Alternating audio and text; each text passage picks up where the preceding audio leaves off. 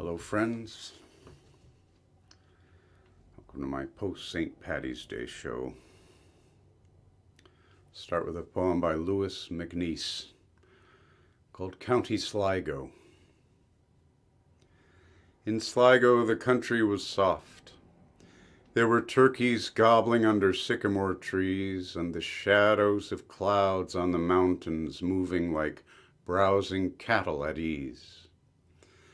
And little distant fields were sprigged with haycocks, and splashed against a white roadside cottage a welter of nasturtium deluging the sight, and pullets pecking the flies from around the eyes of heifers, sitting in farmyard mud among hydrangeas and the falling earrings of fuchsias red as blood. But in Mayo, the tumble-down walls went leapfrog over the moors. The sugar and salt in the pubs were damp in the castors, and the water was brown as beer upon the shores of desolate lochs, and stumps of hoary bog oak stuck up here and there, and as the twilight filtered on the heather, water music filled the air. And when the night came down upon the bogland with all-enveloping wings, the coal-black turf stacks rose against the darkness like the tombs of ancient kings. And this song was by an Irish playwright named Dion Boucicault. It was part of a play, I guess. It's called Open the Door Softly. I first heard this on a Sarah Gray recording.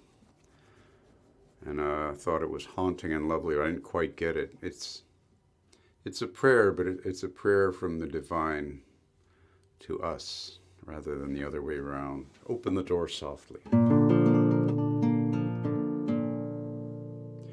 Open the door softly, I've something to tell you, dear. Open it up no wider than the crack upon the floor. Open the door softly, I've something to tell you, dear.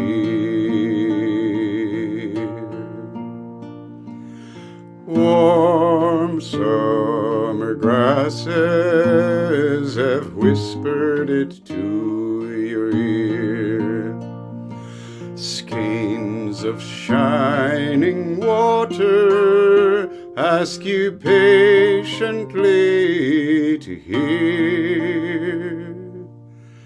Tall, lonely timbers have taught it to the deer.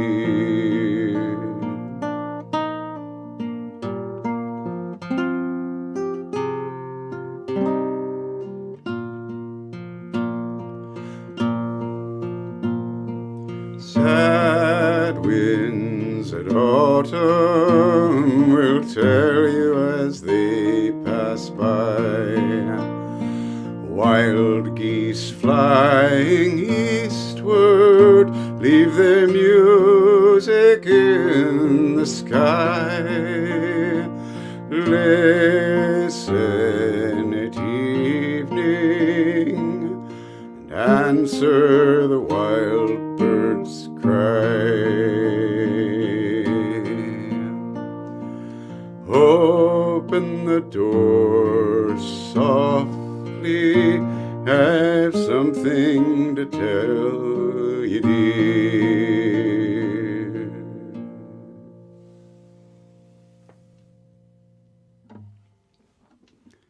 Here's a poem called Spring Doggerel by Rhoda Coghill, who's a poet and composer.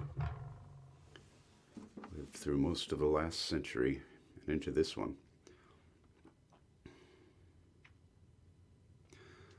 When the shy, slender thrush makes arrowy silence as she leaves her tree and slips to shelter among further boughs, when long March morning shadows, spread like veils, hinder the grass, and daisies in poor pasture lean the same way. When primroses are scarce, and the whole wren shouts in her brave great song. Where each white lamb traffics with his own mother, spring looks between penciled trees as a wayward child through her dark, tumbled hair. She wears the dandelion, her bodice laced with catkin and with kingcup. Then cowslips grace the grass, and lazy cattle move tortoise necks to lick their spotted flanks. Then creaking tit and grating chaffinch flit within the maybush, and a singing school of linnets shakes the blackthorn's rimy lace, and balanced blackbirds light on yielding twigs. The water in the shallow ditch is stitched with thronging minnows with their shadows, while from that blurred, blinding, loudspeaker sky comes pouring like sunlight the lark's noisiest music.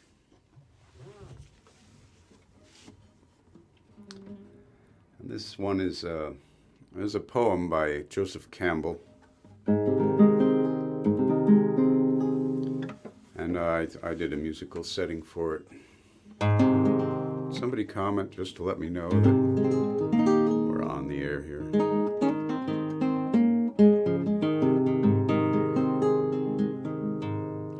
I will go with my father a-Ploughing to the green field by the sea, and the rooks and the crows and the seagulls will come flocking after me.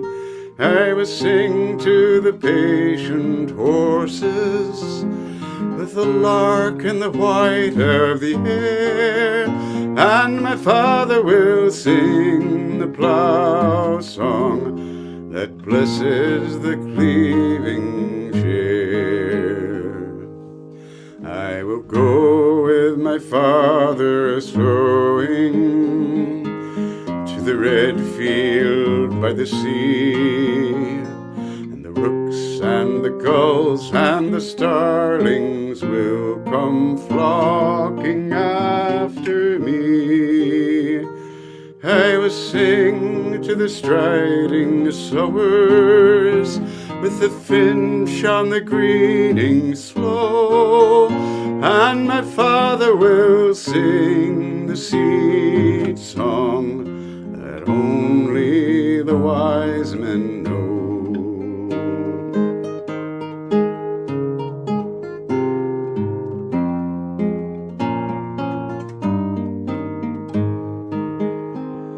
I will go with my father reaping to the brown field by the sea, and the geese and the crows and the children will come flocking after me.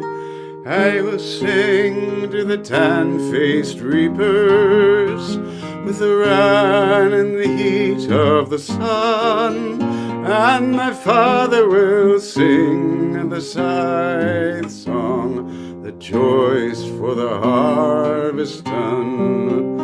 And my father will sing the scythe song that joys for the harvest done.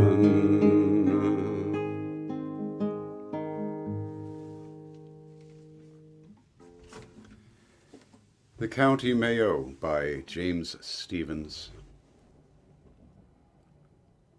Now with the coming in of the spring, the days will stretch a bit, and after the feast of Bridget I shall hoist my flag and go, for since the thought got into my head, I can neither stand nor sit until I find myself in the middle of the county of Mayo.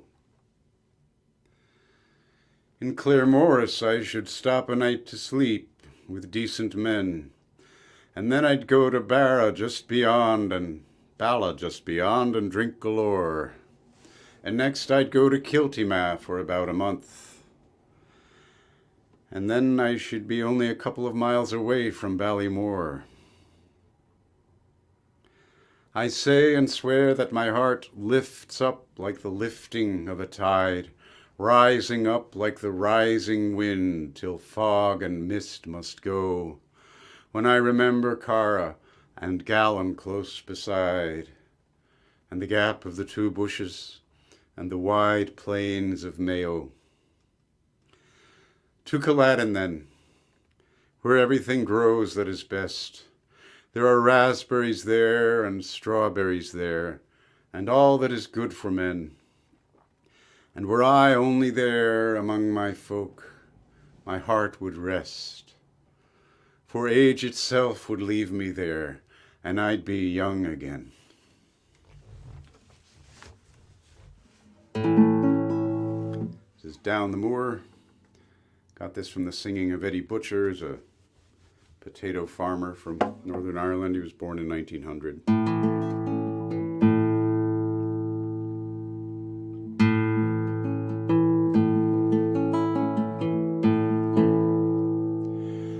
As I walked out on a fine May morn, serene and pleasant was the weather, I happened to roam some miles from home among the bonny blooming heather down the moor. In among the heather, o'er the moor and through the heather, I happened to roam some miles from home among the bonny blooming heather down the moor. As I trudged along with my hunting song, my heart was light as any feather.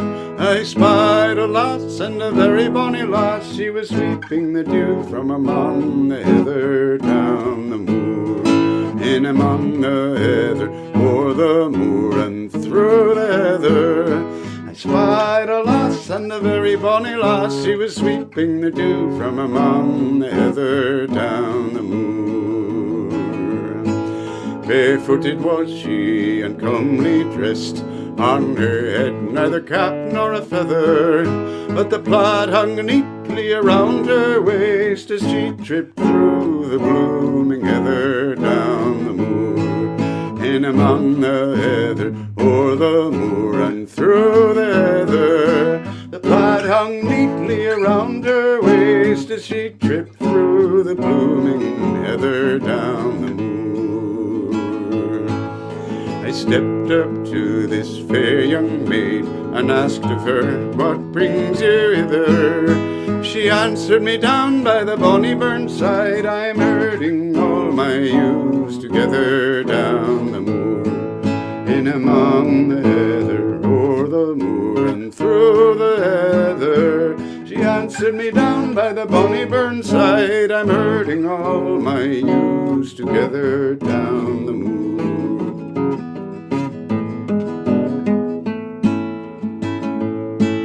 We ticked and toyed from morn till e'en, it being the longest day in the summer, until the rays of the red setting sun came a-trinkling down in among the heather down the moor. In among the heather, o'er the moor and through the heather, until the rays of the red setting sun came a-trinkling down in among the heather down the moor.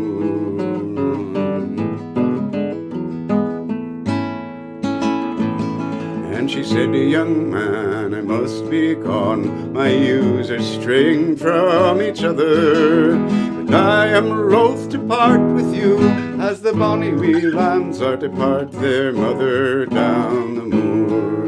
In among the heather, o'er the moor and through the heather, I am loath for to part with you, as the bonny wee lambs are to part their mother down the moor. And up she stood, and away she trod, and I ne'er can think of any other. If I were king, I'd make her queen, the bonny lass I met in among the heather down the moor. In among the heather, o'er the moor and through the heather, if I were king, I'd I'd make her queen. The bonny lass I met in among the heather down the moor.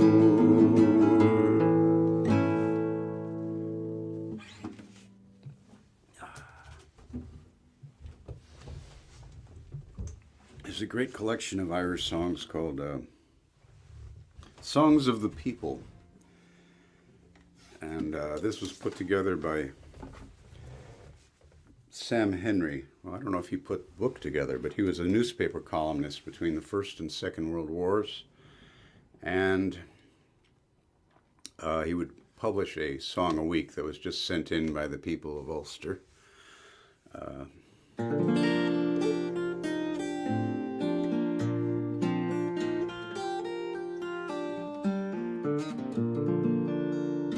So there are about six, I think, there's more than 600 songs in this book.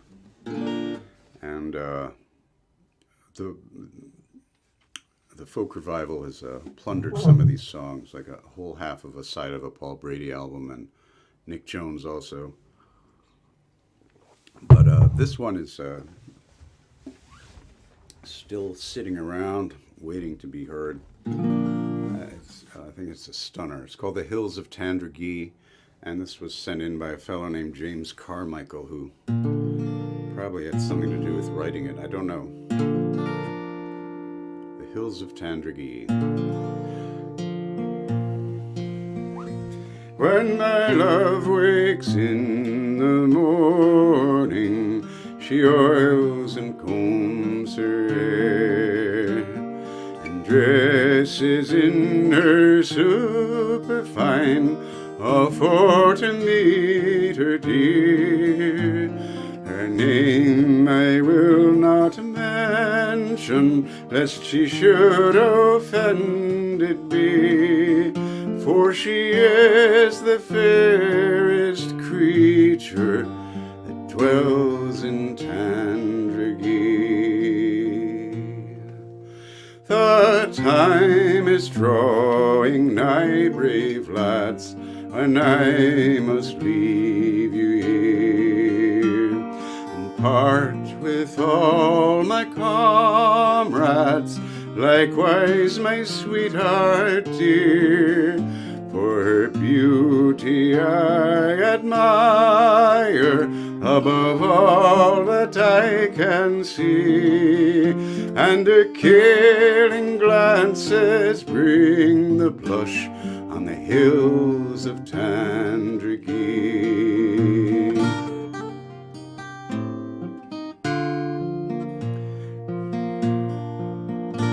Farewell unto my native rocks, likewise you grand old shore, where with my daily comrades I've trod the sands all o'er. And when I'm on the ocean wide, no house nor home can see, I'll be thinking of you, Rosie dear, that dwells in Tandragee.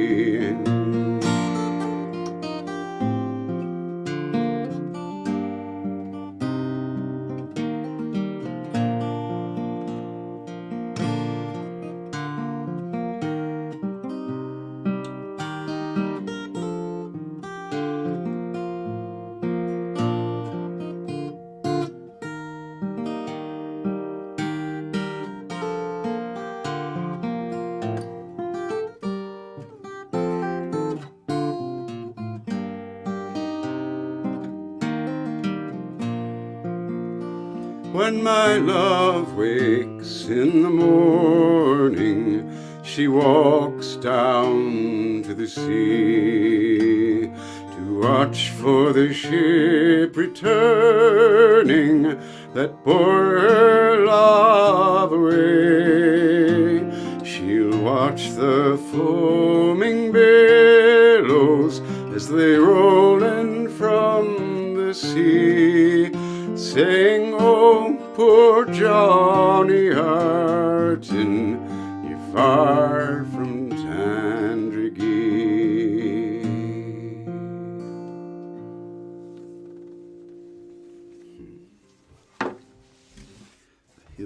Tandragee. Excuse me while I grab the strap here.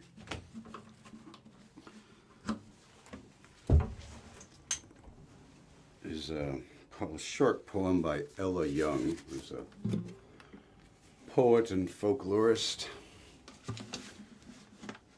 No, is this next? Yes, yes it is.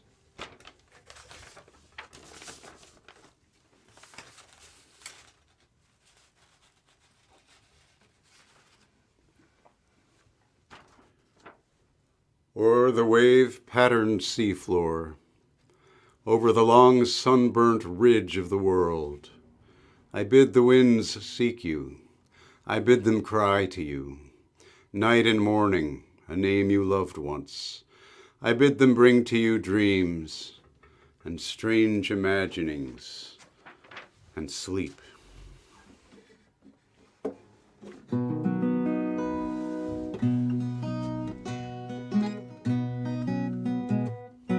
This is called The Maid of the Sweet Brown Knowe. I had this when I was a teenager on a Clancy Brothers and Tommy Makem album, and this was a song Tommy sang. A Knowe is spelled Knowe. It means knoll. The Northern Irish, the Ulster Scots they'll use words that are in Scots, you know. That's where they came from. So like the burn side in the last song is a burn is a brook.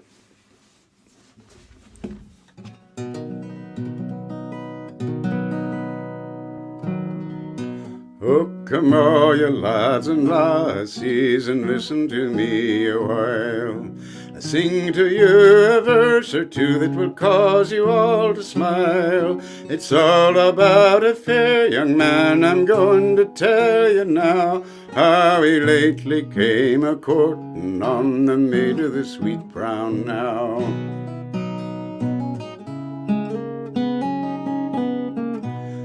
Says he, my pretty fair maid, oh come along with me. We'll both go off together and it's married we will be. We'll join our hands in wedlock bands, I'm speaking to you now.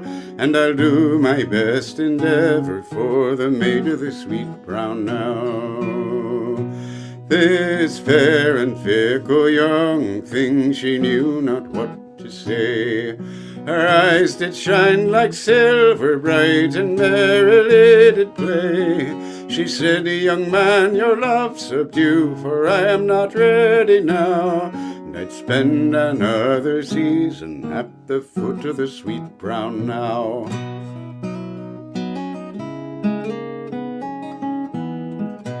But, says he, my pretty fair maid, how can you answer so? Look down on yonder valley where my verdant crops do grow. Look down on yonder valley where my horses man and plough are at their daily labour for the maid of the sweet brown Knowe.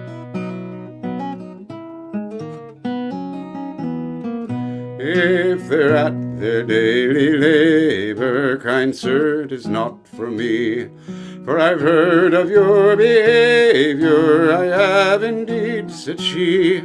There is an inn where you call in, I've heard the people say, where you rap and you call and you pay for all and go home at the break of day. If I rap and I call and I pay for all, well, the money it is my own, and I'll never spend your fortune, for I hear that you have none. You thought you had me poor heart broken, talking with me now, but I'll leave you where I found you, at the foot of the sweet brown Knowe.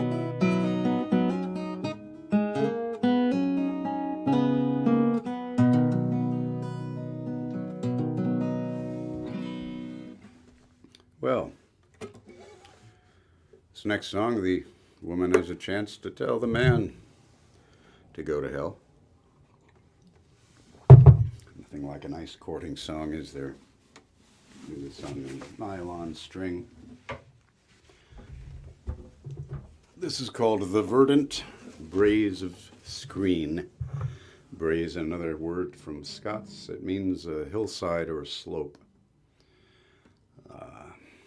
Bonny braes and all that.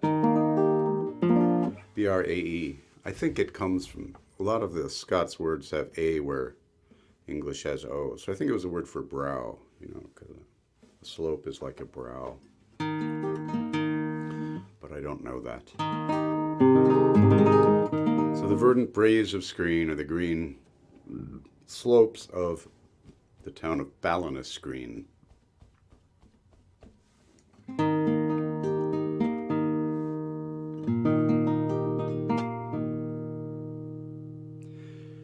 As I walked out on a May morning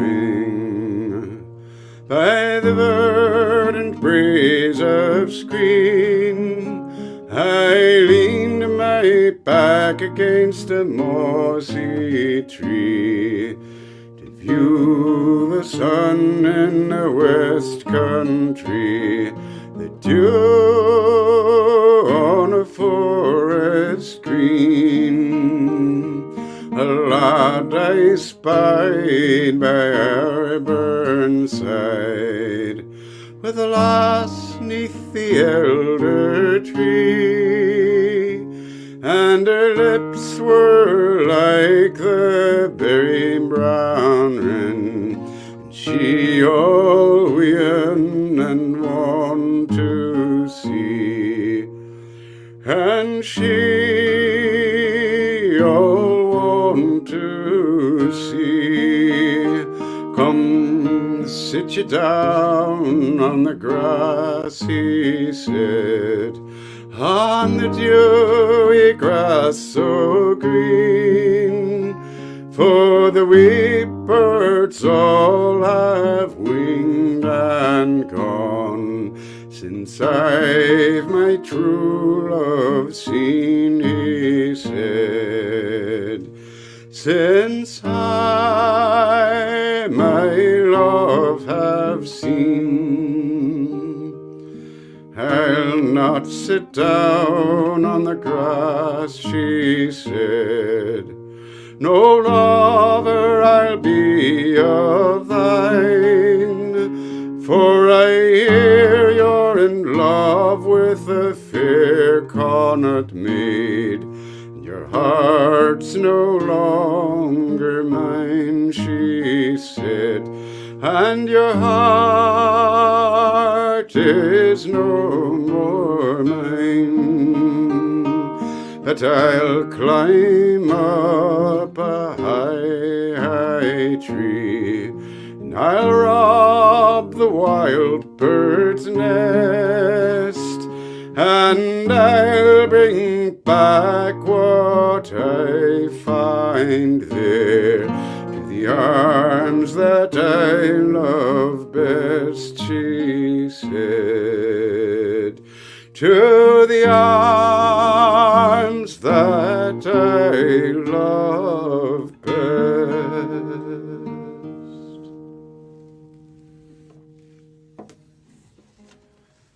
James Stephens' poem, What Tomas Said in a Pub. That's the name of the poem, What Tomas Said in a Pub. I saw God. Do you doubt it? Do you dare to doubt it? I saw the Almighty Man. His hand was resting on a mountain, and he looked upon the world and all about it. You mustn't doubt it. He was not satisfied. His look was all dissatisfied. His beard swung on a wind far out of sight behind the world's curve, and there was light most fearful from his forehead, and he sighed, that star went always wrong, and from the start I was dissatisfied. He lifted up his hand. I'd say he heaved a dreadful hand over the spinning earth. Then I said, stay. You must not strike it, God. I'm in the way, and I will never move from where I stand. He said, dear child, I feared that you were dead. and stayed his hand.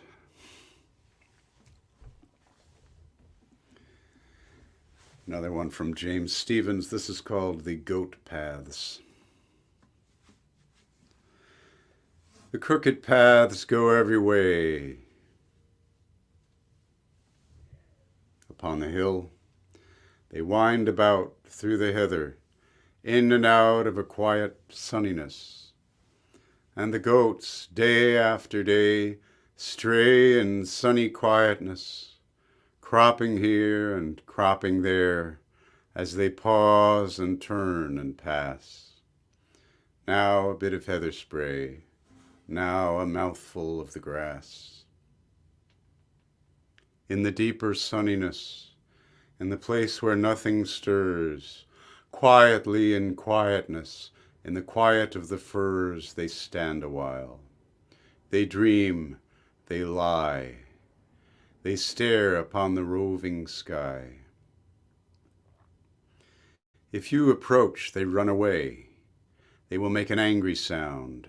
They will stare and stamp and bound to the deeper quietude, to the place where nothing stirs in the quiet of the firs.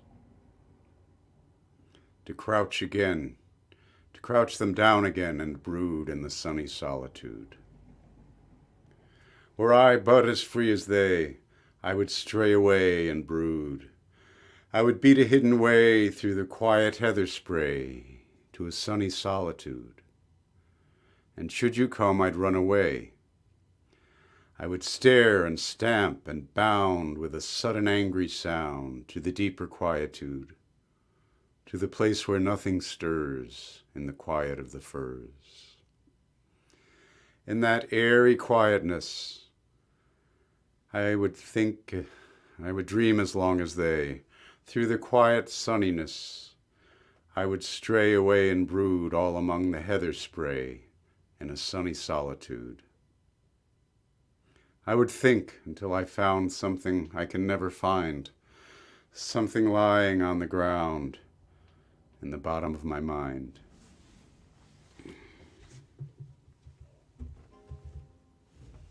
James Stephens.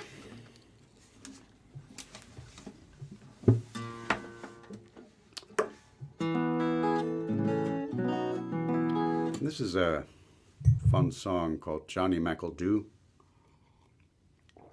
There are many drinking songs, not so many songs about gluttony. This has a bit of both. There was Johnny McEldoo and McGee and me and a couple or two or three went on a spree one day. We had a bob or two which we knew how to blew, and the beer and whiskey flew and we all felt gay. We visited McCann's, McLeman's, Humpty Dan's. We then went into Swan's, our stomachs for to pack. We ordered out a feed, which indeed we did need, and we finished it with speed, but we still felt slack. Johnny McEldoo turned as blue as the dew, and a plate of Irish stew he soon put out of sight. He shouted out in core with the roar for some more, said he'd never felt before such a keen appetite. He ordered eggs and ham, bread and jam, what to cram, but him we couldn't ram, though we tried our level best. For everything they brought, cold or hot, mattered not. It went down him like a shot, and he still stood the test. He swallowed tripe and lard by the yard. We got scared and we thought it would go hard. When the waiter brought the bill, we told him to give o'er, but he swore he could lower twice as much again and more before he had his fill. He nearly sucked a trough full of broth, says McGrath. He'll devour the tablecloth if you don't hold him in. He ate a dozen fowl, half a cow, made a vow he was just as hungry now as when he did begin. When the waiter brought the charge, McEldoo felt so large, he began to scowl and barge, and his blood went on fire. He began to curse and swear, tear his hair in despair. To finish the affair, he called the shopman a liar. The shopman he drew out, and no doubt he did clout McEldoo. He kicked about like an old football, tattered all his clothes, broke his nose. I suppose he would have killed him with a few blows in no time at all. McEldoo began to howl and to growl, by my soul. He threw an empty bowl at the shopkeeper's head. It struck poor Mickey Flynn, peeled the skin off his chin, and the ructions did begin, and we all fought and bled. The The peelers did arrive, man alive, 4 or 5. At us they made a drive for us all to march away. We paid for all the meat that we ate, stood a treat, and went home to ruminate on the spree that day.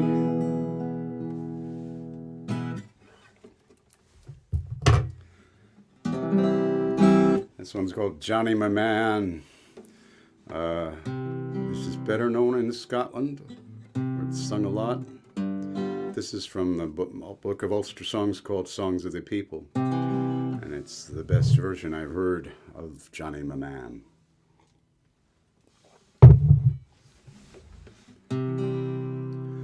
Johnny my man, do you not think o' rising? Do ye not think it's time ye were gone away?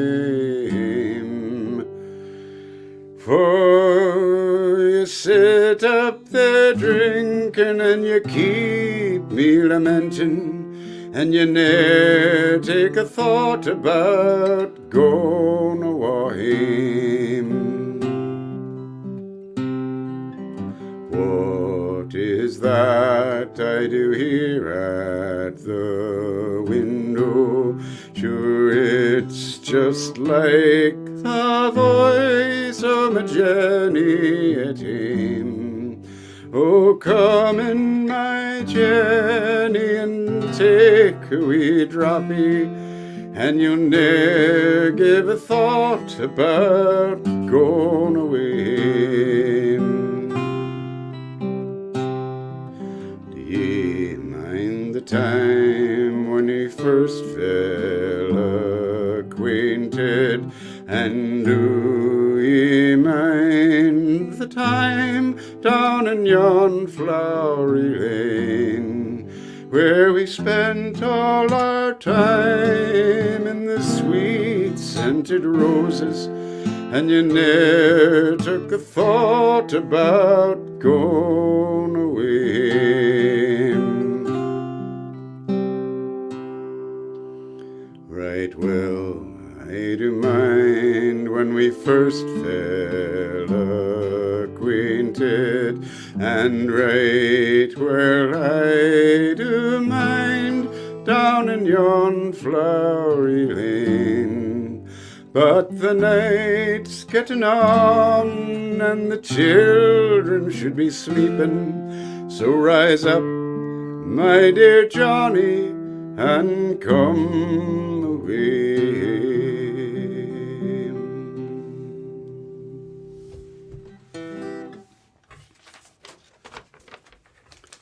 This is Tinker's Moon by Ewart Milne. Tinker's it's almost synonymous with traveling people, what they called gypsies, the Rom people. They were outcasts. They were poor and they had a hard time.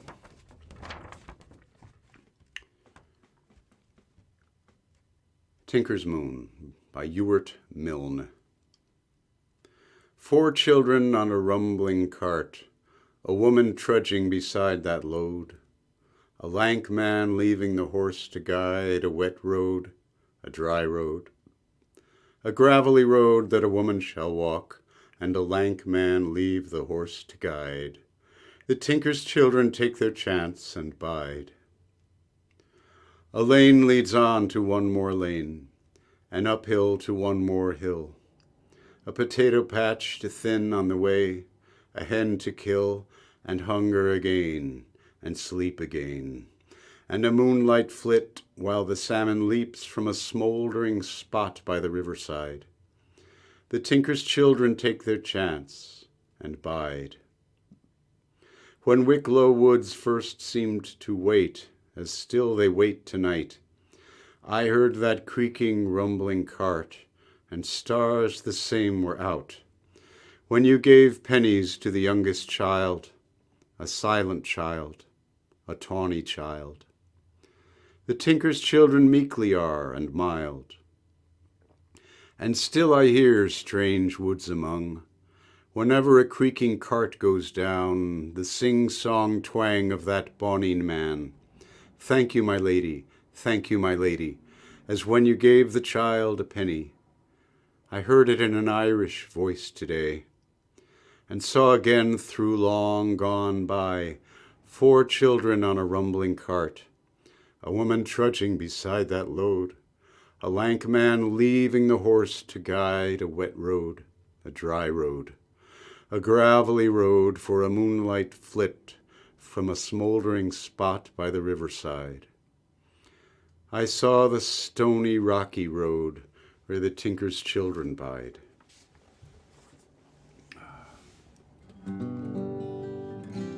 Bonning man. Bonning is undyed wool, a shirt or a sweater made from that. Bonning. This is called the Spalpeen's Complaint of a Galbally farmer. A Spalpeen was a migrant worker who owned one tool. That was it, and they would work harvesting potatoes or whatever it was, with hiring themselves out to a farmer for a fee.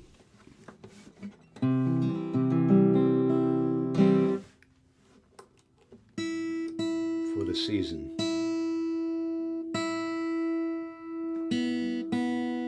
They had hiring fairs for this purpose. Michaelmas is the 29th of September. Excuse me here.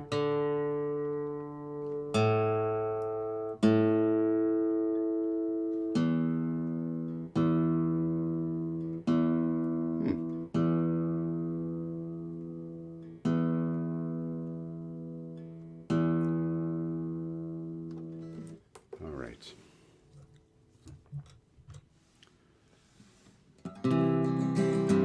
One evening of late as I happened to stray to the county Tipperary, straight took my way, didn't dig the potatoes and work by the day. I hired with a Galbally farmer. I asked him how far we were bound for to go. The night was dark and the north wind did blow. I was hungry and tired and my spirits were low. I got neither whiskey nor cordial. This miserable miser, he mounted his steed. To the Galbally mountains he posted with speed. Little I thought that my poor heart would bleed as I tried to keep up with his travel. When we came to his cottage I entered it first. It seemed like a kennel or a ruined old church. Says I to myself, I am left in the lurch in the house of old Darby O'Leary. Hey, what he had said to me I understood.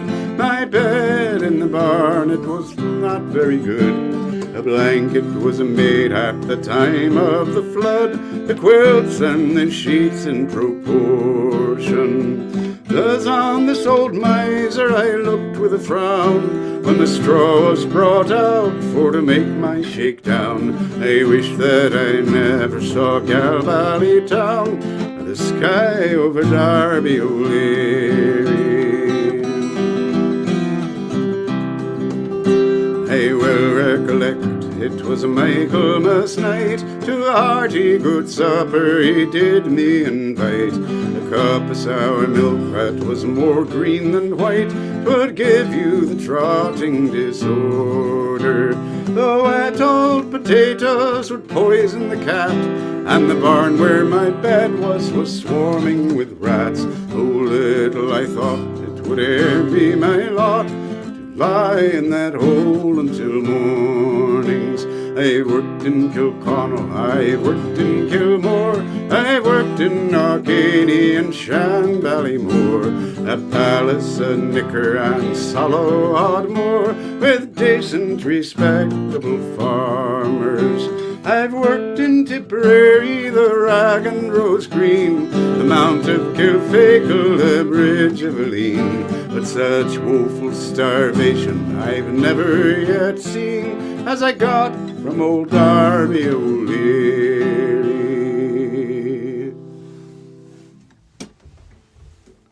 This one's dates back to the Crimean War, 1853-1866, called the Kerry Recruit. Learned this from the singing of Seamus Ennis. Put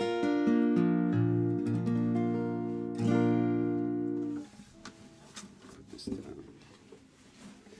At the age of 19, I was a digging the land, with me brogues on me feet and me spade in me hand.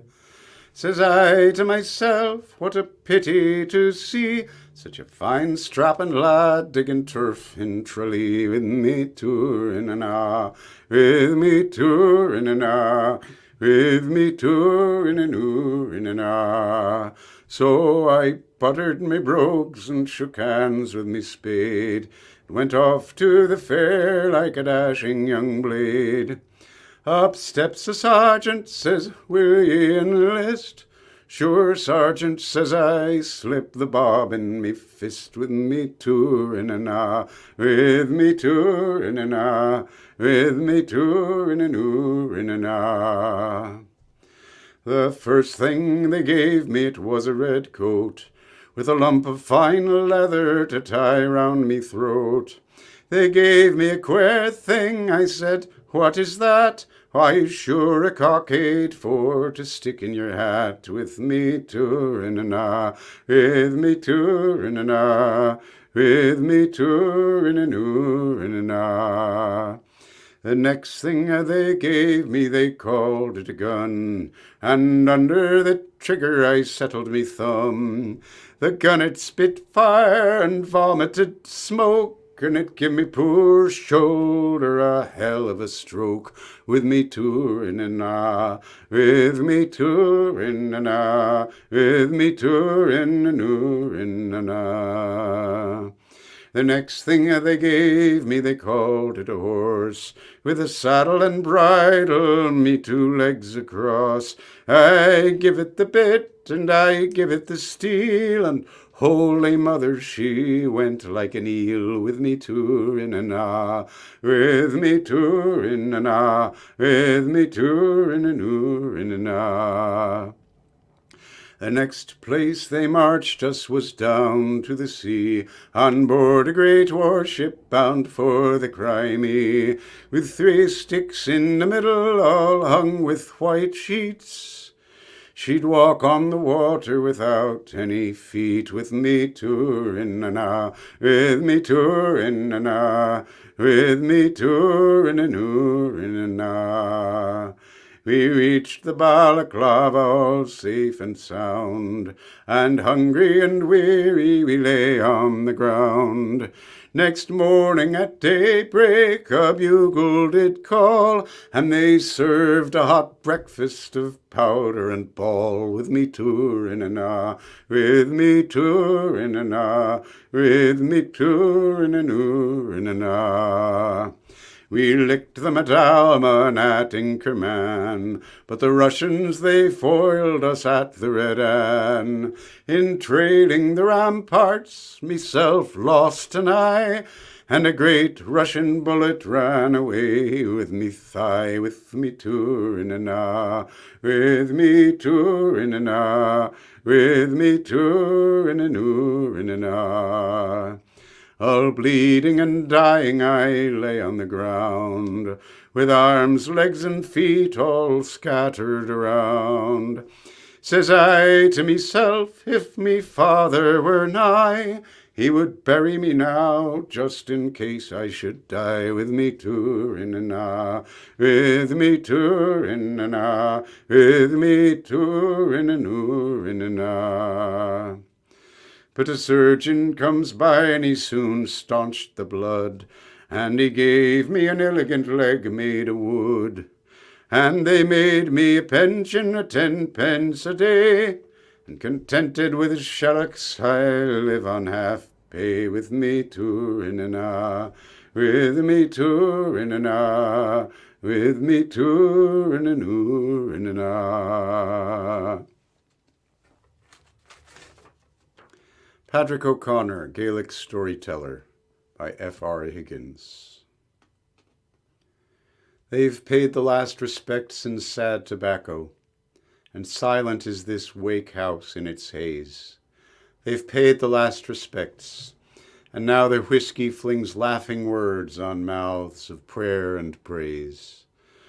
And so young couples huddle by the gables. Oh, let them grope home through the hedgy night. Alone I'll mourn my old friend, while the cold dawn thins out the holy candlelight.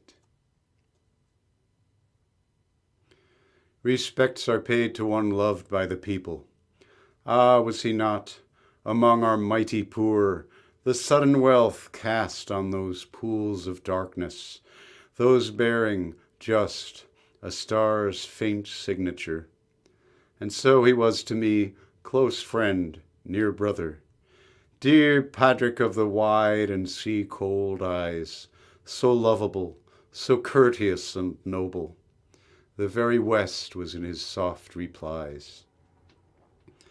They'll miss his heavy stick and stride in Wicklow, his story talking down Wine Tavern Street, where old men sitting in the weazen daylight have kept an edge upon his gentle wit, while women on the grassy streets of Galway, who hearken for his passing, but in vain, shall hardly tell his step as shadows vanish through archways of forgotten Spain.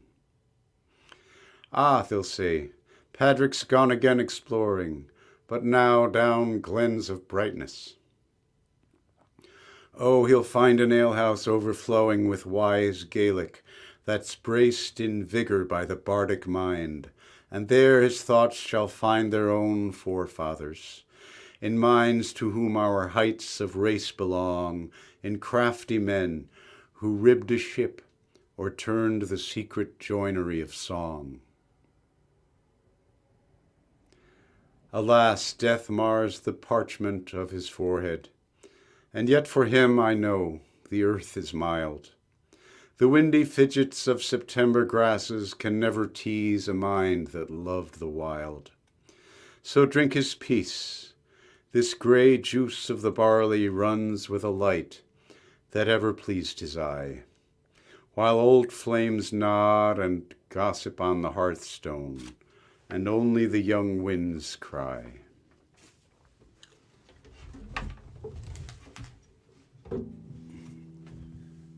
I'm going to go fetch a little wee song from the other room. I'll be right back.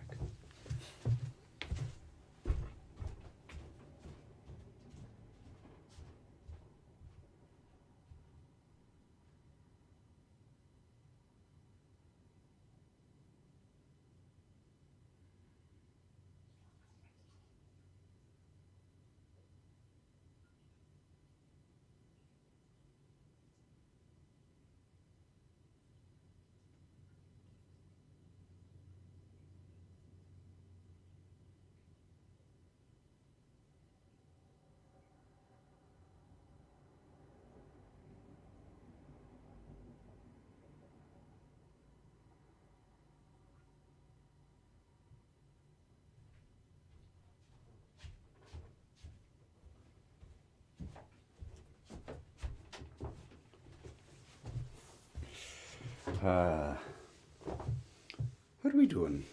We're doing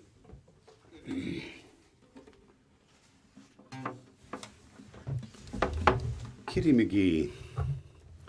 It's written by a 19th century songsmith named Francis Fahy. Quite popular in his day. This one drifted down through oral tradition. I heard it from Tommy Makem singing again. I was able to go back because of Google and fill out the lyrics from the original set by Francis Fahy. So let's see. My darling dear, the shrove is near. It's Shrove Tuesday. Pancake Day.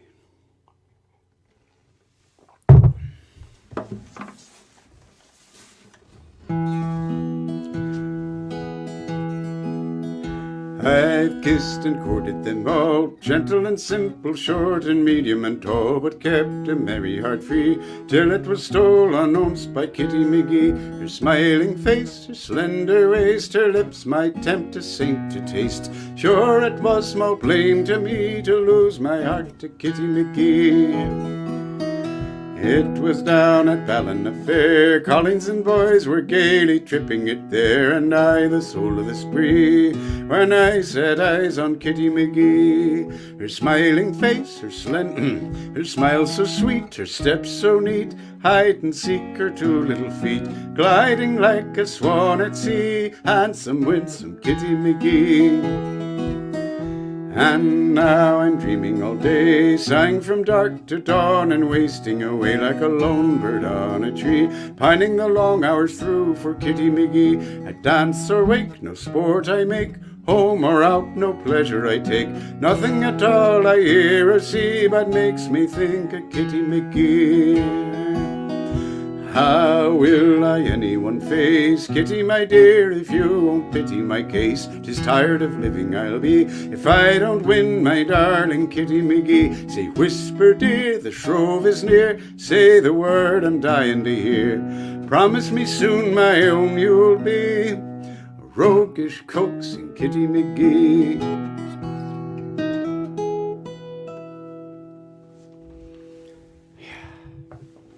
Tricky tunes.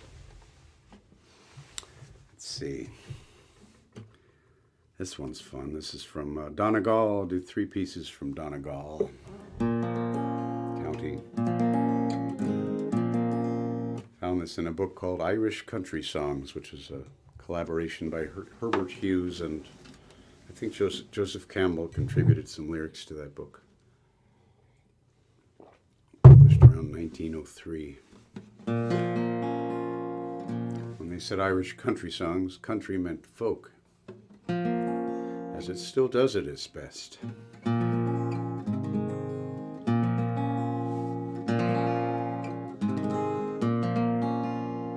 The Bonny Wee Mare. So it's interesting in the song that the narrator keeps referring to himself as this wee boy. He keeps referring to himself in the third person. He's in fact, playing a role. He's a bit of a hustler, a con artist, so he's getting the sportsman to think his little mare is going to lose, so they'll put more money down.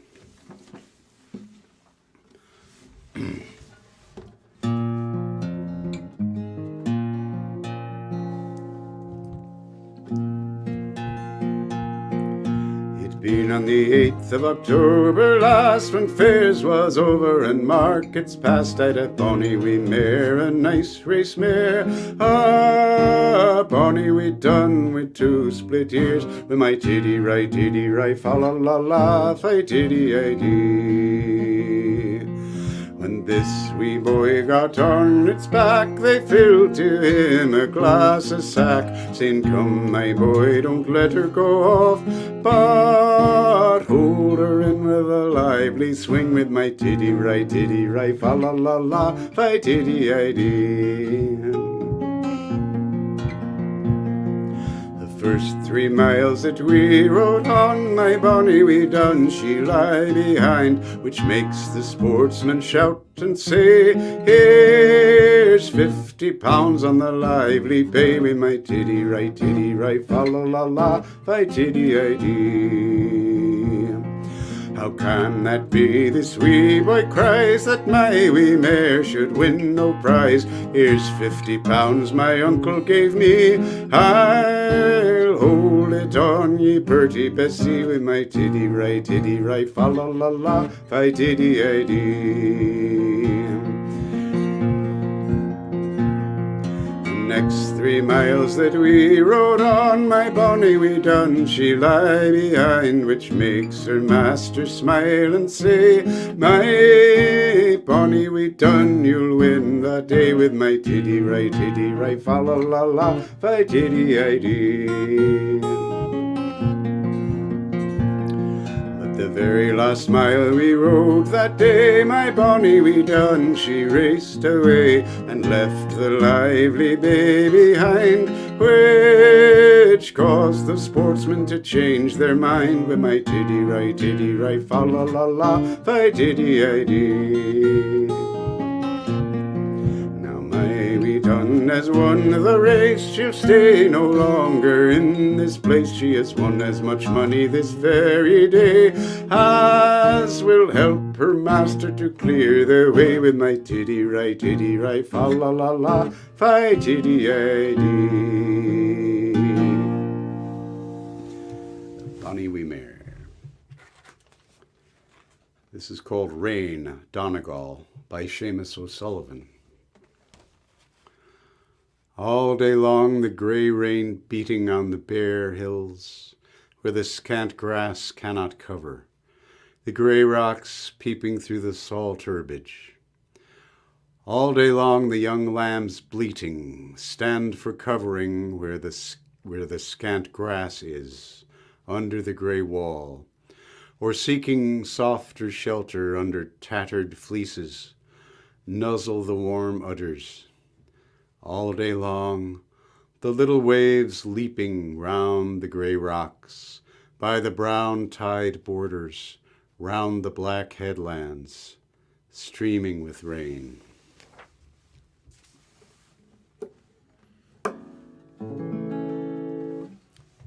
This is a song by the aforementioned Joseph Campbell.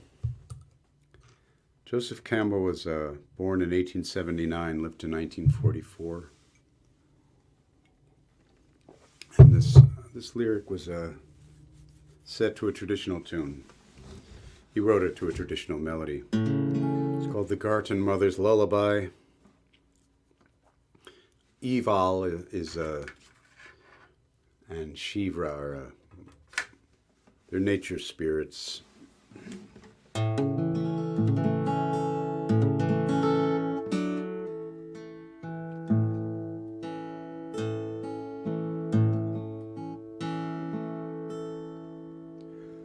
Sleep, oh baby, for the red bee hums, the silent twilights fall. Eval from the grey rock comes to wrap the world in thrall. My baby, oh my child, my joy, my love and heart's desire. The crickets sing the lullaby beside the dying fire. Dusk is drawn and the green man's thorn is wreathed in rings of fog. Shivra sails his boat till dawn upon the starry bog. My baby, oh, the paly moon hath ringed its cusp in dew, and weeps to hear the sad sleep tune I sing, O love, to you.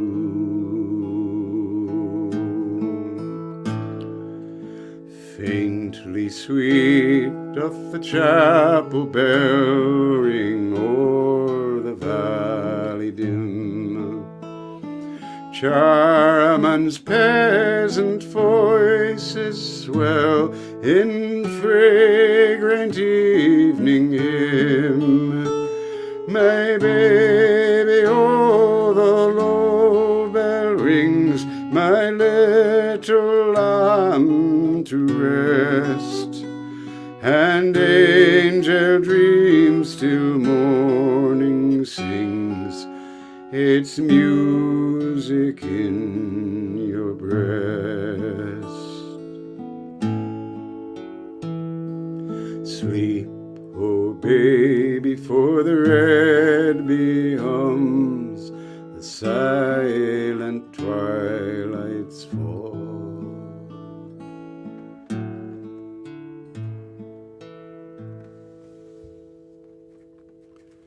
Three Children Near Clonmel by Eileen Shanahan. I met three children on the road. The hawthorn trees were sweet with rain. The hills had drawn their white blinds down. Three children on the road from town. Their wealthy eyes in splendor mocked their faded rags and bare wet feet. The king had sent his daughters out to play at peasants in the street. I could not see the palace walls. The avenues were dumb with mist. Perhaps a queen would watch and weep for lips that she had borne and kissed. And lost about the lonely world with treasury of hair and eye, the tigers of the world will spring, the merchants of the world will buy. And one will sell her eyes for gold, and one will barter them for bread, and one will watch their glory fade beside the looking-glass, unwed. 100 years will softly pass, yet on the Tipperary hills the shadows of a king and queen will darken on the daffodils.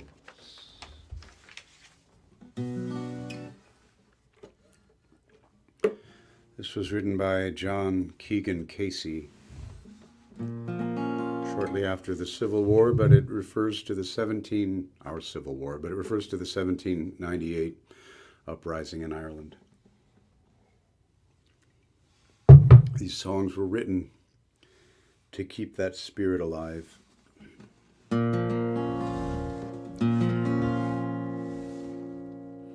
Oh, then tell me, Sean O'Farrell, tell me why you hurry so. Hush me, Boucicault, hush and listen, and his cheeks were all aglow. I have orders from the captain, get you ready quick and soon, for the pikes must be together by the rising of the moon. Oh, then tell me, Sean O'Farrell, where the gathering is to be. In the old spot near the river, right well known to you and me. One word more for signal token, whistle up the marching tune. Put your pike upon your shoulder by the rising of the moon.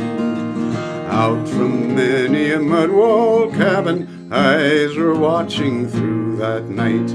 Many a manly breast was throbbing for the blessed warning light.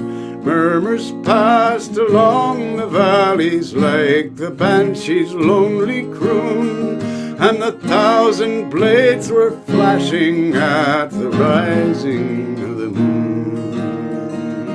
There beside that singing river, that dark mass of men was seen. Far above their shining weapons hung their own beloved green. Death to every foe and traitor, forward strike the marching tune.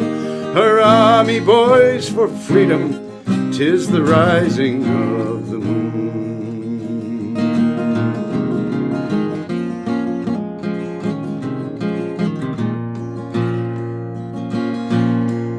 They fought for poor old Ireland, and full bitter was their fate. Oh, what glorious pride and sorrow fill the age of 98. Thank God, even still our beating hearts in manhood's burning noon, who would follow in their footsteps at the rising of the moon.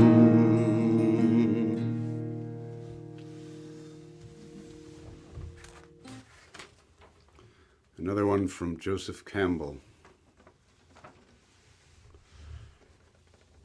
Joseph Campbell would serve as an orderly in the Easter Uprising of 1916. The women at their doors. The babes were asleep in their cradles, and the day's drudge was done, and the women brought their suppers out to eat them in the sun. Tonight I will set my needles, Anne, and Evan shall have stockings to wear. I spun the wool of the horny ewe he bought at the hiring fair.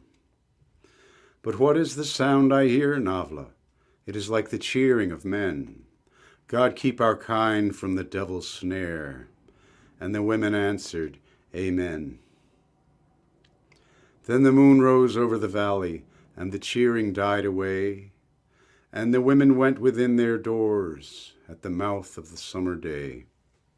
And no men came in at midnight, and no men came in at the dawn, and the women keened by their ashy fires till their faces were haggard and wan. For they knew they had gone to the trysting with pike and musketoon to fight for their hearths and altars at the rising of the moon.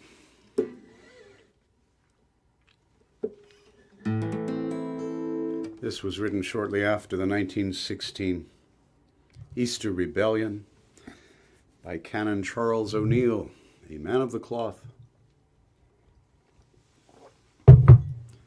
Well, it's a rebel song. It's also a deeply religious song, using the symbolism of Easter and the passion of Christ, the sacrifice and the resurrection, the young men who died.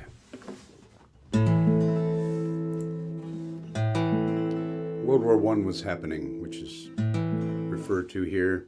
The wild geese were the Irish, they called the Irish soldiers in World War I the wild geese. Albion is the old name for England. Suvla and Sud-El Bar, they're where they would have been sent in World War I.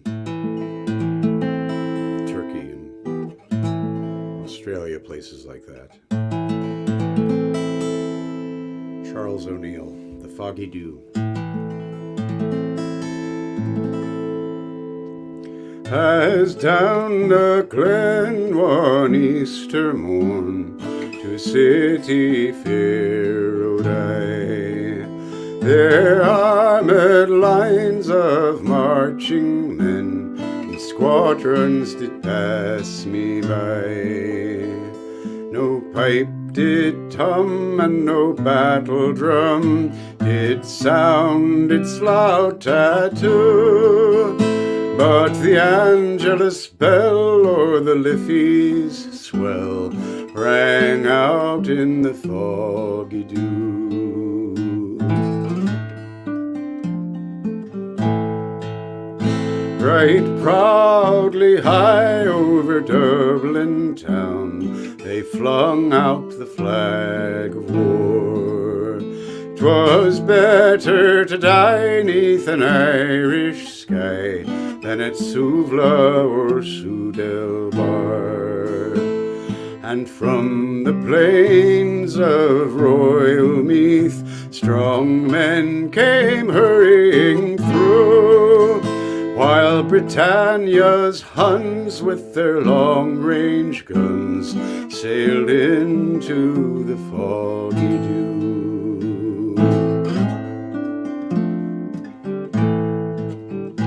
It was England bade our wild geese go, that small nations might be free. But their lonely graves are by Suvla's waves on the fringe of the great North Sea.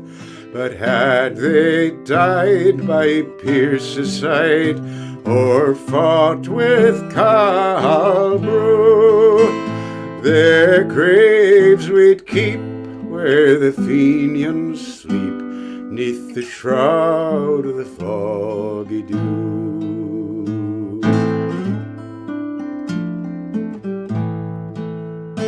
The night fell black and the rifle's crack made perfidious Albion reel. Mid that leaden rain 7 tongues of flame shone over the lines of steel, and beside each blade a prayer was said that to Ireland her sons would be true. And when morning broke, still the green flag shook out its folds in the foggy dew.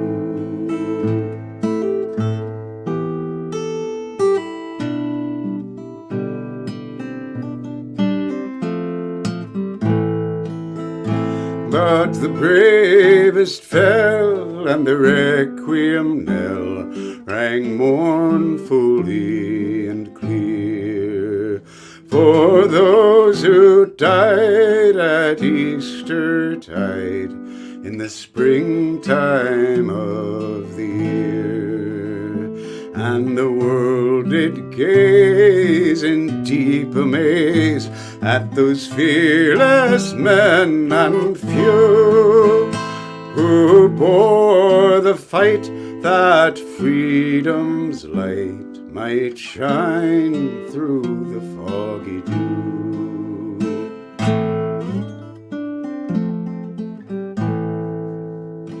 As back through the glen I rode again, my heart with grief was sore, for I parted then with gallant men whom I never shall see more.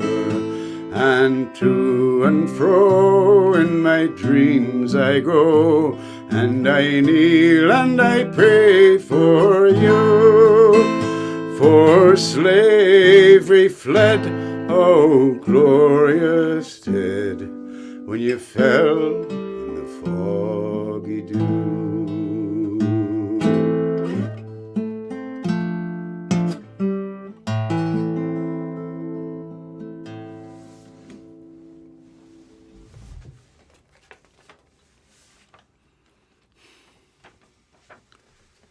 James Connolly was born in 1868. He'd been in the British Army and deserted, and he was executed in May 1916 for his role in the Easter Uprising. He was an Irish Republican and socialist leader, founder of the Labour Party. Spent time in the US in 1903, where he joined the International Workers of the World. There's statues of him in Dublin and Chicago. His execution got more attention to his ideas, and were an inspiration to John Maclean, socialist hero. A quote attributed to James Connolly is, "The female is the slave of the slave. The female is the slave of the slave."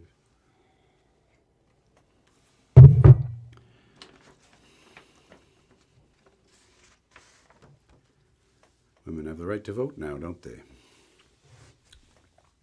This is Connolly by Liam McGowan. The man was shot all through that came today into the barrack square. A soldier I am not proud to say we killed him there. They brought him from the prison hospital. To see him in that chair, I thought his smile would far more quickly call a man to prayer. Maybe we cannot understand this thing that makes these rebels die. And yet all things love freedom and the spring clear in the sky. I think I would not do this deed again for all that I hold by. Gaze down my rifle at his breast, but then a soldier I. They say that he was kindly, different too, apart from all the rest. A lover of the poor, and all shot through, his wounds ill-dressed, he came before us, faced us like a man. He knew a deeper pain than blows or bullets, ere the world began. Died he in vain? Ready, present, and he just smiling.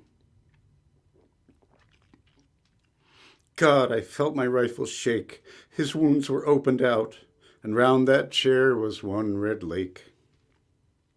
I swear his lips said fire when all was still, before my rifle spat that cursed lead, and I was picked to kill a man like that.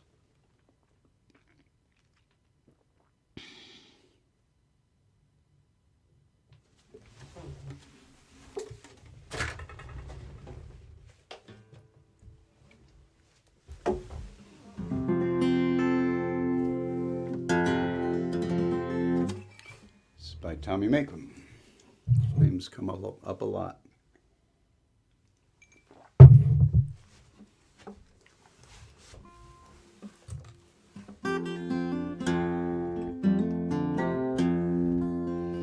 What did I have?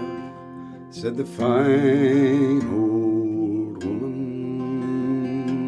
What did I have?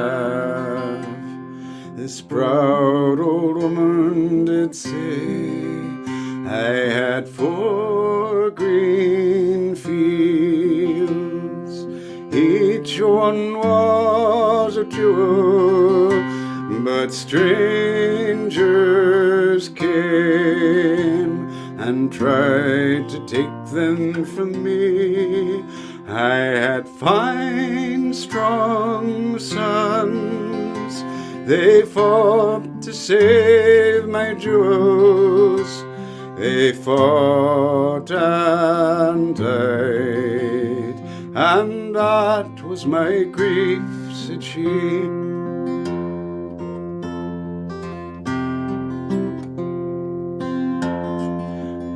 Long time ago, said the fine old woman. A long time ago, this proud old woman did say there was war and death, plundering and pillage. My children starved by mountain, valley, and sea, and their wailing cries, they shook the very heavens. My 4 green fields ran red with their blood, said she.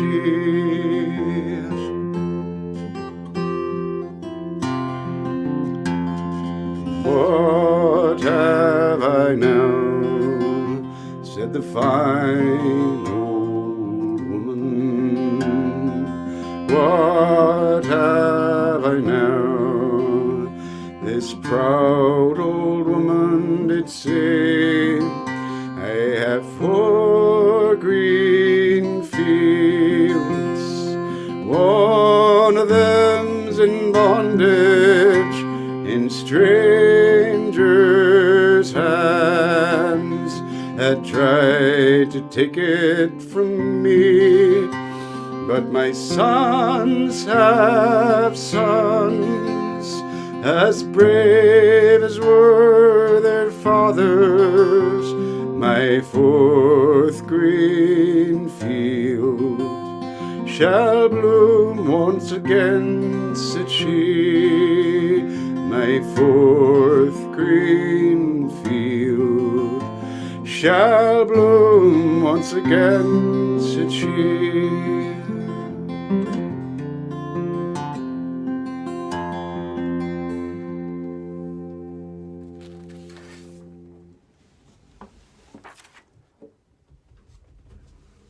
There Were Trees in Tyrconnell by Alice Milligan.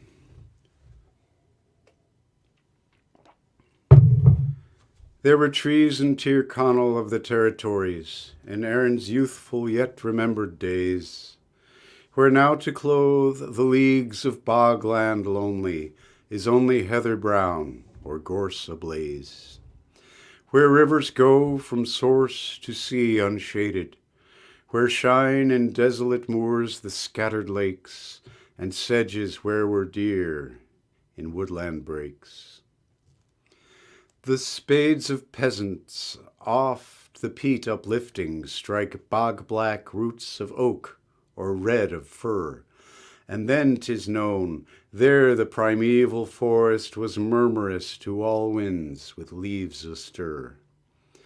Where to the sky's blue rim the heath unending lies bare before the honey-searching bees, or camping hosts once spread the giant branches of oaks in autumn, sounding like the seas. There was no mountain of our many mountains. There was no voiceful watered purple glen without its share of scarlet buried ashes, without its nut trees by the waters then. Round every dun of every royal chieftain, white apple boughs shook down the blossomy showers, and up the craggy heights, like armies climbing, went pine trees straight as spears and tall as towers. Fallen and barren are all those leafy forests. The oaks lie buried under bogland mold. Only in legends dim are they remembered. Only in ancient books their fame is told. But seers who dream of times to come have promised forests shall rise again where perished these. And of this desolate land it shall be spoken. In Tyrconnell of the territories there are trees.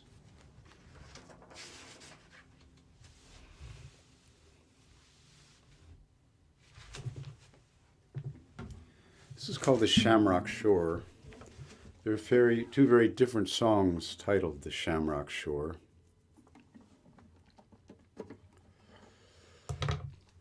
And this is a variant of one that is better known as Paddy's Green Shamrock Shore. It was revived by Paul Brady. Therefore, everybody sings that one version.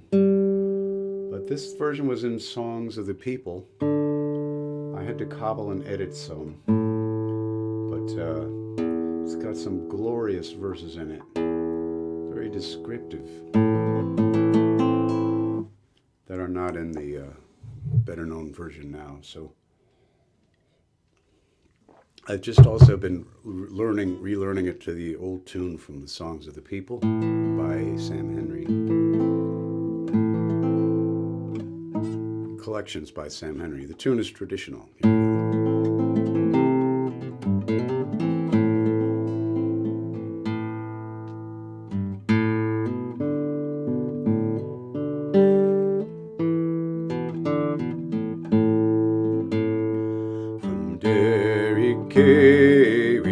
Set sail on the 8th of May. I'm going to start again. From Derry Quay we set sail all on the 8th of May. We had a sweet and a pleasant gale going down to Moville Bay.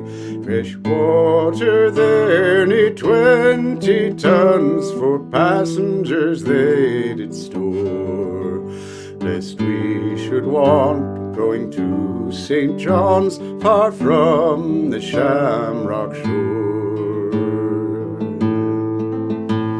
At 6 o'clock that evening, our anchor we did weigh. The sunbeams on Benevenor rocks, they splendidly did play. Green Castle's ancient church and fort, they made my sad heart sore. Thinking of when Tyrconnell's court did grace the Shamrock Shore.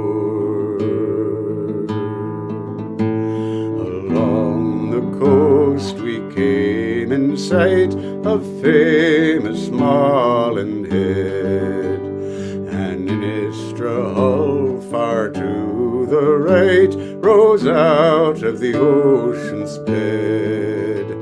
A grander sight now met my eyes than e'er I saw before.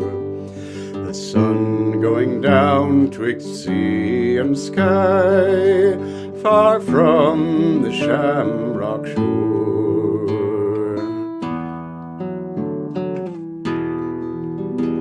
Next morning we were all seasick, not one of us was free.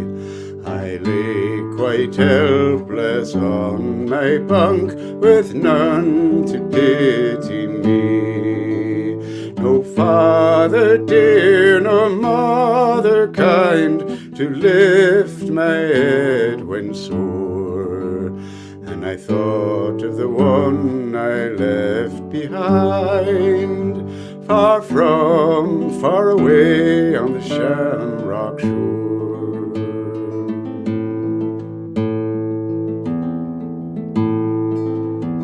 And lo, a dreadful storm arose, the seas and mountains roll, blue lightnings flash on every side and rush from pole to pole, regardless of both winds and waves and hoarse loud thunders roar. Our gallant crew the tempest braved, far from the shamrock shore.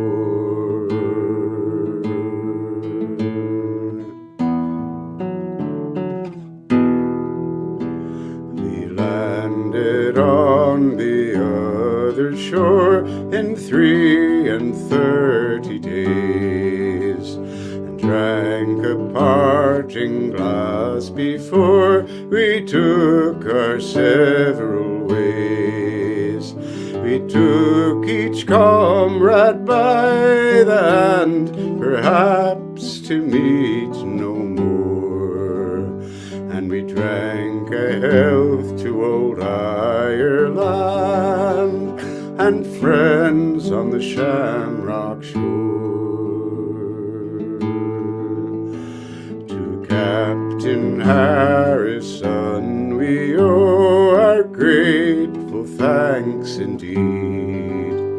He and his crew were never slow to help us in our need.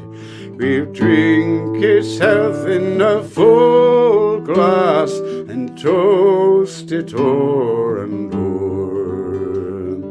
May he still in safety pass to and from the shamrock shore.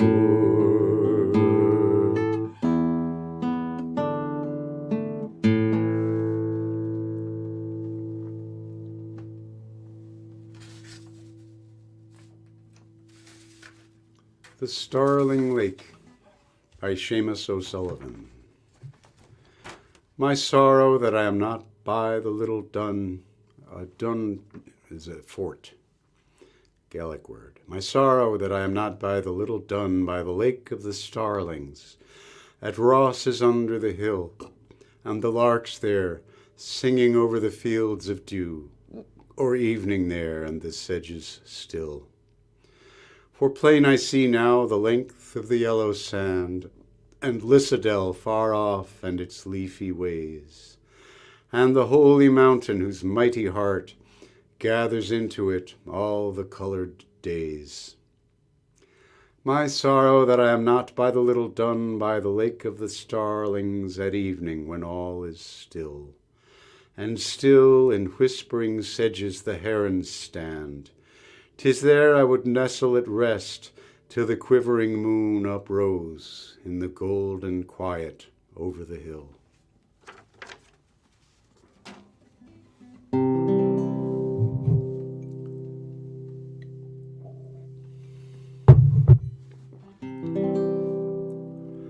A boy had a dream that a man was he, a dream of a far distant place. He left his home and his family, to the world turned a lonely face. Light a pocket and heavy of heart, he started from Newrytown. He was sad in his heart that he had to part from the edges of County Town.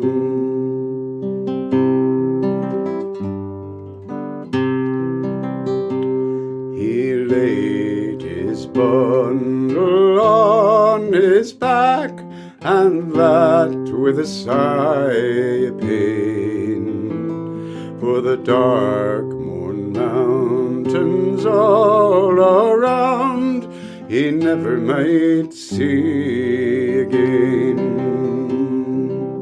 He pulled a willow from under the hedge. The springtime lay green on the sod. Then he started away in his rambling youth, with his fate in the hands of God.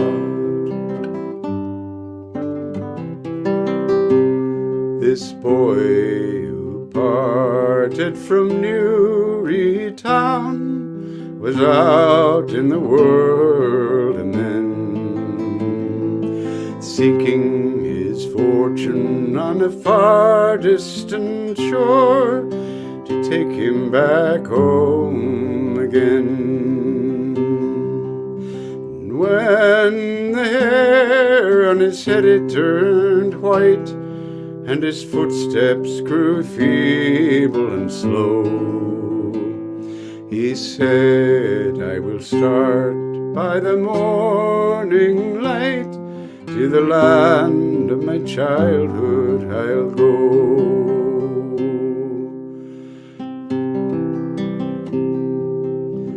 When the hill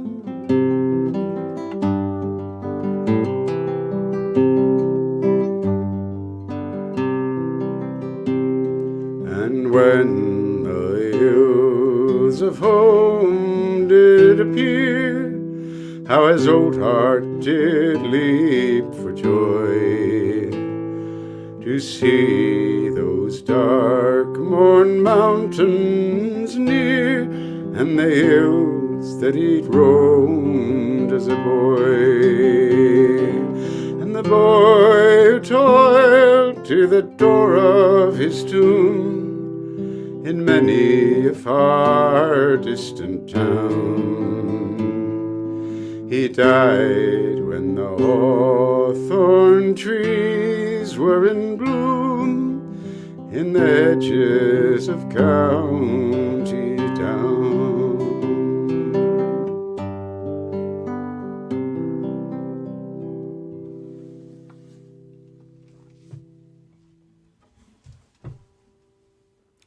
In folklore, the hawthorn tree was the bridge between our world and the fairy world. This is The Harbor by Winifred Mabel Letts.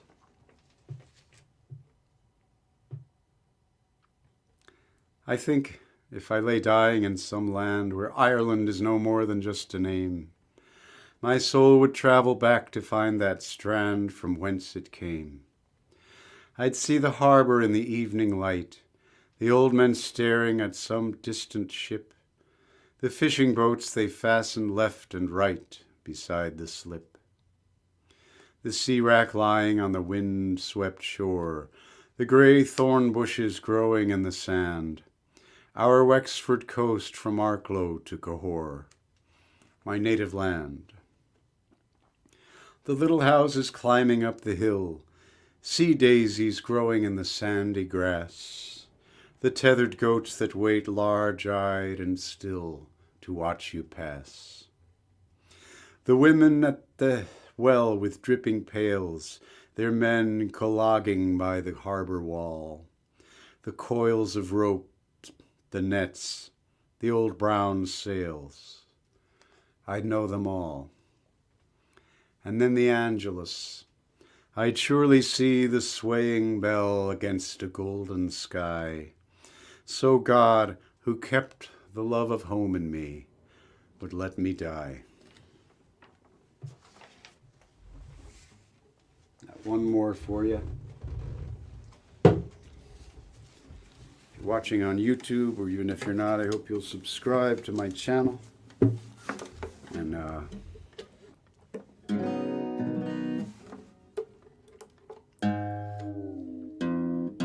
you'd care to make a donation, you can go to paypal.me/Andrew E. Calhoun,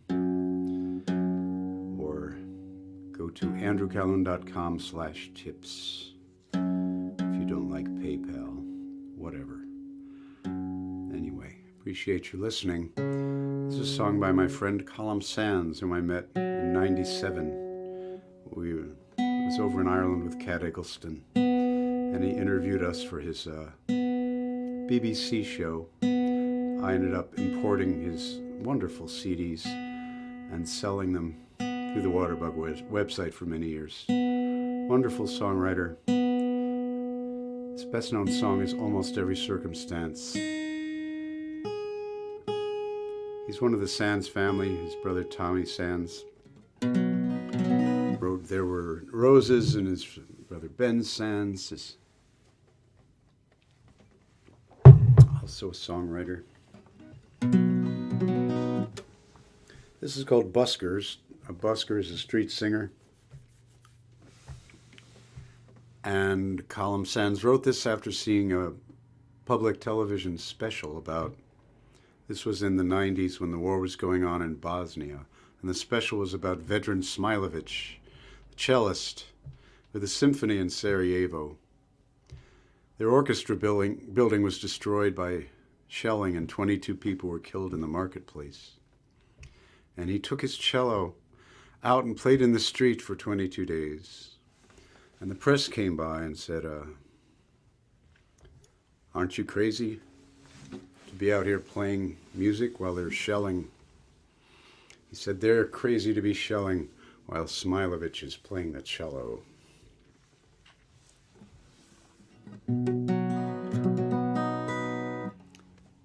Song About All Good Things by Colm Sands. This will end my program. Thank you for listening. I hope you be well.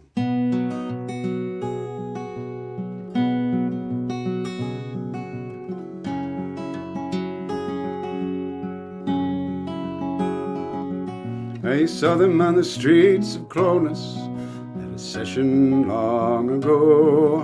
A white-haired man with a fiddle, his brother had an old banjo. And blind, said the woman beside us, by God, them boys can play.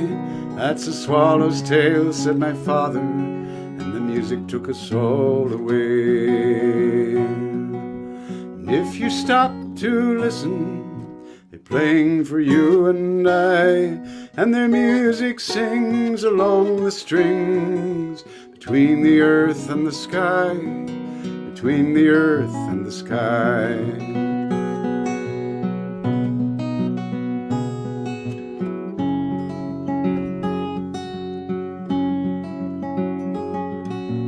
Maggie was a traveling singer. You never heard a voice so strong. When she sang in Newry Market, the whole town heard her song. And her voice was known from London to the streets of Baltimore, for she sang her songs along a road that was often walked before.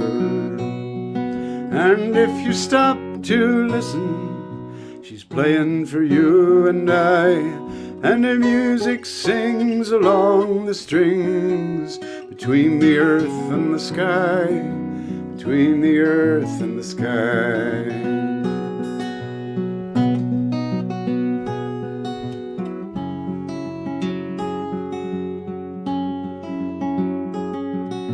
Beside Cologne Cathedral, a crowd had gathered round.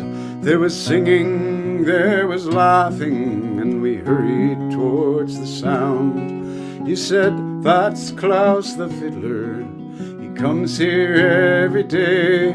Left the orchestra behind him so that everyone could hear him play. And if you stop to listen, he's playing for you and I, and his music sings along the strings, between the earth and the sky, between the earth and the sky.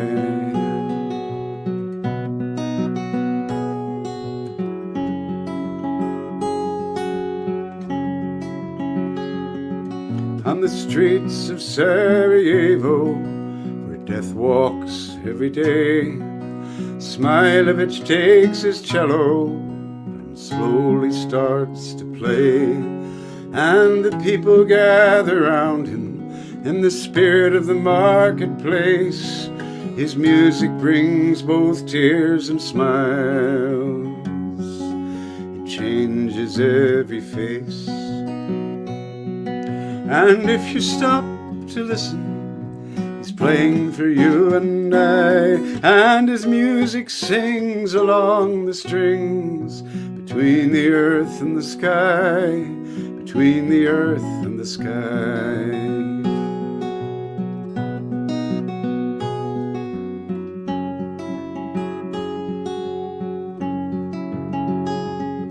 And the music echoes all around, no matter where I stray, like the panpipes from the Andes on Grafton Street today, where some will give them money, some will pass them by, as the music fills the lonesome place between the street and the sky.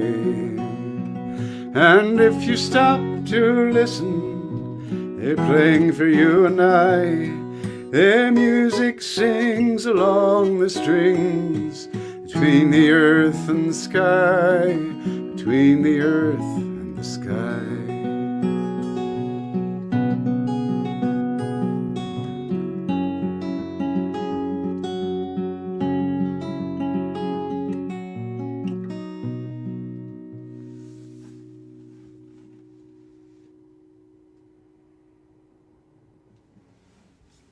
Column Sands, Buskers. He sent a recording to that song to Vedran Smilovich. Vedran Smilovich traveled to Ireland to play on Column's recording of the song. That album is called All My Winding Journeys. And thank you, Ian. Thank you, Greg. And Smilovich was doing something in Ireland with Joan Baez, and he brought her by the studio to meet Column. She'd been Column's, one of his childhood heroes. So keep the faith. Thank you all. Thank you all. Any questions at all? Not that I'd know the answer. I try to look up as many things as I can, and in every show, something I go, I don't actually know what that word means. Yeah, Google's a big help. Yeah. All right. Yeah, Johnny My Man is a version of Farewell to Whiskey. And that's the very last song in Songs of the People. Yeah, there's 4 verses. It's like a play. It's like an entire play. Very, very beautiful. And the melody's interesting. There are a number of melodies in Songs of the People that they hold a note longer than usually hear in folk songs. It seems to be the fashion, like Johnny My Man, do you not think, oh, rising, and the Verdant praises screen, ah, da, da, da, da, da, da. That's also from the Irish country songs from 1903. Anyway, it's my antidote to the rather mediocre drinking songs we're all supposed to think is Irish music on St. Patrick's Day. I mean, they are Irish music, but a very small segment of it. I like some of those songs, but I like these better. All right. I hope my next song will be, my next program will be songs and poems of aging and decrepitude. I figure that'll be popular. So I've been digging up stuff, and I'll get to work on it. I lost February to a series of catastrophes from which I am recovering well. If you've never tried craniosacral therapy, oh my goodness. It's a wonderful form of healing, and a fairly new one. And that has nothing to do with the show. Craniosacral therapy, which was invented by John Upledger. Anyway, hey, good night. I mean, good afternoon, whatever time it is where you are.